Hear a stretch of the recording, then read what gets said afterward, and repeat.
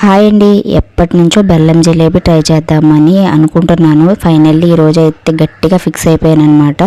So ఏం లేదు, ఒక కప్పు మైదా పిండిలో 1 టేబుల్ స్పూన్ వచ్చేసి బొంబాయి రవ్వ వేసుకుని కలిపేసుకోవాలి. సో ఇందులోకి వచ్చేసి వంట సోడా యాడ్ చేసుకుని, లేదంటే బేకింగ్ పౌడర్ కానీ 1/2 టీ స్పూన్ యాడ్ చేసుకుని, సో ఒక కప్పు మైదాకి 1 కప్పు బెల్లం వేసుకుని సో పాకం పట్టేసుకోవాలి. కొంచెం జిగురుగా వచ్చేంత వరకు. లాస్ట్లో లెమన్ పిండుకుంటే అది చిక్కపడకుండా ఉంటుంది.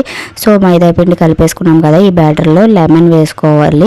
సో లెమన్ లేకపోతే సో పుల్లటి పెరుగైనా వేసుకోవచ్చు. ఆయిల్ బాగా హీట్ అయిన తర్వాత పాల ప్యాకెట్లో ఇలా వేసేసుకుని సో ఒక్కసారి వెంటనే కలపకుండా కొంచెం ఫ్రై అయిన తర్వాత కలిపేసుకోవాలన్నమాట.